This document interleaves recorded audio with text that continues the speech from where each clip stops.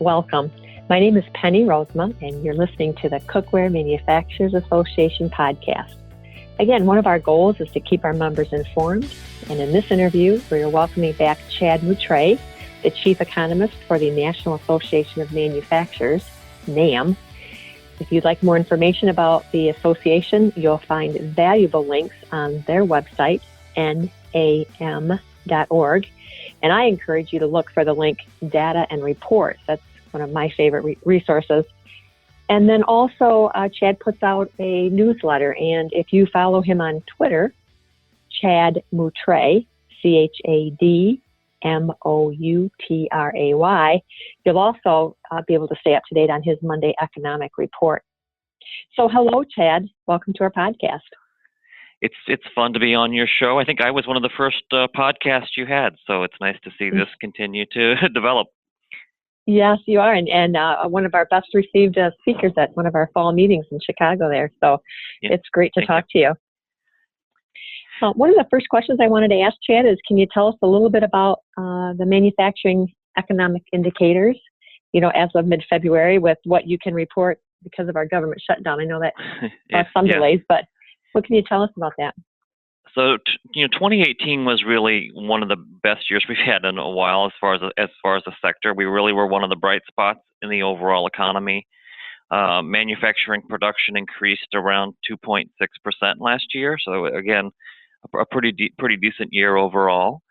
And I think when you look at employment, particularly the overall employment numbers, manufacturing added around 22,000 workers per month last year. And as you know, the number one issue that I continue to hear about when I talk to manufacturers around the country in every sector is the lack of workers, especially as we're near 50-year lows for the unemployment rate.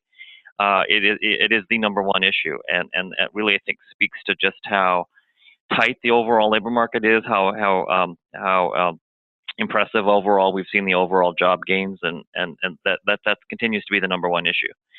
Now, with that said, we also have seen a little bit of softening, not just in the U.S., but globally in terms of manufacturing sentiment recently. We're seeing some slower growth in Europe and in China and other places.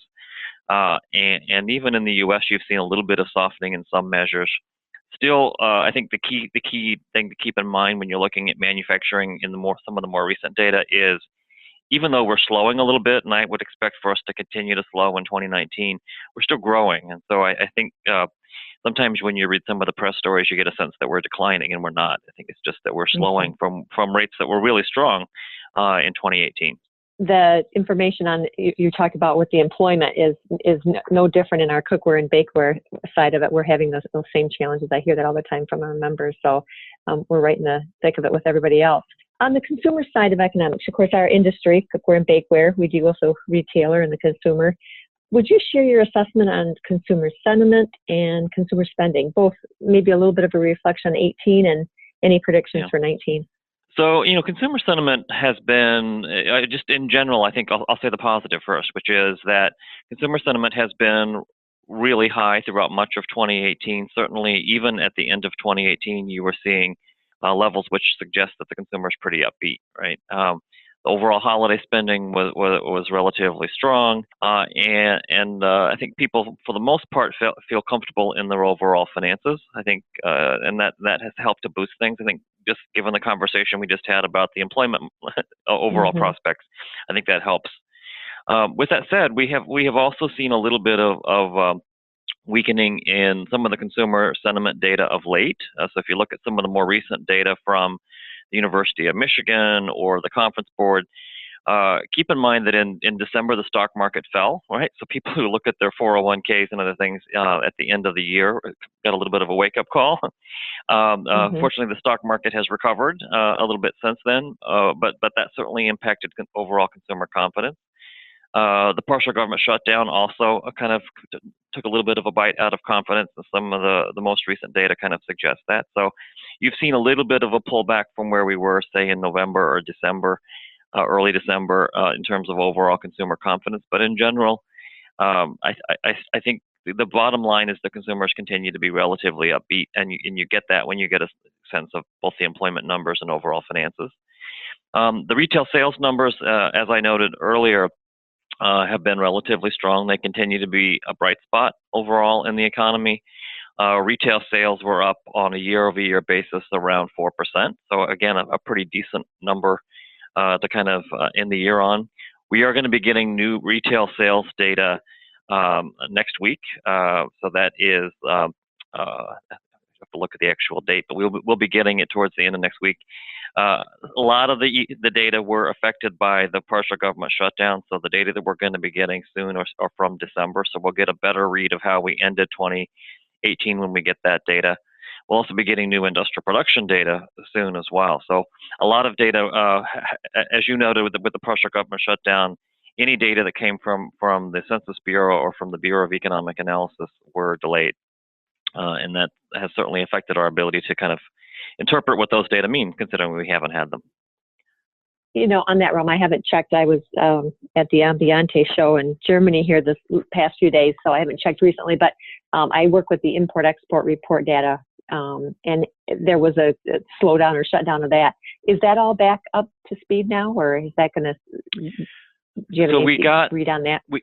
We did get new data for November for the trade data. So we saw the trade deficit pull back a little bit from a 10-year high in October. Overall manufactured goods exports are around 5-6%, so that's a pretty strong number. But we still don't have the December numbers yet. We would normally have the December numbers by this point, right, but they're about a month delayed. They're coming out on March the 6th. Okay, that was what I was looking for. I'll stop checking it until after the first part of March. I want to remind our listeners that you're listening to the Cookware Manufacturers Association podcast, and this is an interview with Chad Moutray. If you're interested in getting his weekly updates, an excellent report, Monday morning economic report he puts out, you can follow him on Twitter, Chad Moutray, ChadMoutray, it sounds. And if you're interested in more information about the Cookware Manufacturers Association, we're on the web at cookware.org. And our website has a wealth of information for retail buyers and manufacturers. And of course, this is where you find the link for the Cookware and Bakeware Engineering Standards, as well as information about membership to our association. Back to you, Chad. The next question I kind of wanted to reach out for, we find in our industry, the cookware and bakeware industry, interestingly enough, we kind of track along with new home construction and remodeling, but both of those numbers influence our industry. If you think about that old cookware and that new kitchen, consumers tend to want to update their kitchenware and supplies when they remodel or move into a new home. What can you tell us about the economic conditions for construction and remodeling? So we've seen overall housing sales, both existing and new home sales, fall a little bit in recent months. A large part of that was because mortgage rates, which are still historically low, but they were getting up closer to 5%, if you remember, towards the end of last year. And you saw consumers, potential home buyers, kind of back off a little bit as mortgage rates started going higher. Since then, we've seen the the stock market, as I noted earlier, the stock market kind of fell at the end of December, and you've had the Federal Reserve really turn on the dime in terms of where we see monetary policy going in 2019. So they're much more dovish now than they were, say, 3 months ago. And so as a result of that, at one time there was kind of an expectation the Fed might raise rates 3 times this year, 2-3 times this year. Now it's probably more likely that it'll be none or 1.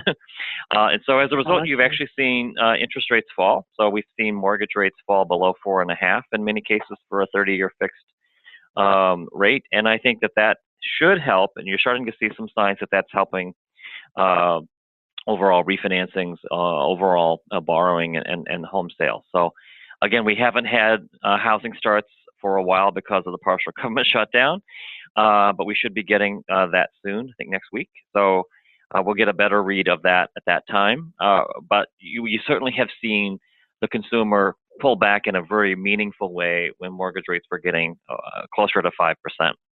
And again, I think I would expect housing both construction and remodeling to pick up this year. I think that certainly you've seen an increase in overall activity once mortgage rates have kind of come down from where they were, say, 2 months ago. All right, we like that news, and we expect to pick up. Chad said so. Thanks, Chad. Let's talk about the international trade. Do you have any insight or predictions for what to expect in 2019? Well, trade is one of those issues that is certainly top of mind for a lot of executives. Certainly, given the trade conversations that we've been having over the last year, and there's no one trade story. Certainly, we have the overall China conversation, which hopefully will come to a conclusion here, or at least will continue on after March, early March. If you remember that if President Trump and Xi do not agree by the beginning of March, that the tariff will go up to 25%. I mean, there's some indications that might be extended. That time might be extended, and as they continue to work on a trade deal between the U.S. and China in terms of some of those issues. We've been pushing, as you know, for the last year to have a bilateral trade agreement with China, and we've been encouraged that those activities continue to take place. And so as of right now, that's really where we are. They're in kind of intensive trade conversations. If they don't come to an agreement by the beginning of March, those could go up pretty dramatically, but we're hopefully, so if you read the tea leaves in terms of some of the conversations, hopefully that won't happen. The other big story, of course, is the Export-Import Bank conversation, which we certainly want to continue to see that get a quorum, and then the U.S. Mexico-Canada agreement, which we used to call NAFTA. That certainly is something we're going to be pushing for pretty aggressively in this Congress to get enacted, given that we trade more with Canada and Mexico than any of the next top 10 trading partners combined. So it's an important market for us as far as U.S. manufacturers, and we want to make sure that we can continue to keep those opportunities alive. Yeah, lots of conversations between the China conversation, the formerly known as NAFTA agreement, and then the Import-Export Bank. What about Brexit? Any comments to Brexit? So the Brexit conversation, I mean, we certainly, that's going to continue to be pretty hairy. I mean, I think that the Prime Minister certainly has put herself in an odd position where we still don't have an agreement, even though they're supposed to leave the UK. The UK is supposed to leave Europe again next month. So we'll see. I think there's going to continue to be a lot of uncertainty there. Another one to watch, I guess, isn't it? Yeah. Yep. Oh, Chad, thank you for sharing your expertise and insight with us. We appreciate it. For our listeners, my name is Penny Rosema, and this is the Cookware Manufacturers Association recording. If you'd like more information about the National Association of Manufacturers, you can tell from our conversation here. They're a wealth of information, and many other resources in addition to Chad are available at NAM, and you'll find information about them on their website at nam.org. Personally, I encourage you to remember to look for the link Data and Reports. You'll find some valuable information there. And we need your feedback so we can continue to keep you informed. We'd like to know if you feel this audio recording was valuable. Do you have other questions or topics you'd like to suggest for future interviews? Please let us know. I'm available at prosema@cookware.org. And of course, if you'd like more information about Cookware Manufacturers Association, we are at cookware.org. Love to hear from you. If you are a manufacturer supplier and would like information about membership, you just reach out to us and we'll get that information to you. Chad, thank you so much for taking time this afternoon. I always enjoy talking to you. Is there anything else you have for words of advice or information we might have missed? Well, it's certainly an interesting year. Is in the cards for us this year. But hopefully it'll be another good one for manufacturers. We're optimistic that will happen. Well, we appreciate all you guys do at your association. So thanks for joining us today. And to our listeners, I say thank you for listening and enjoy the day.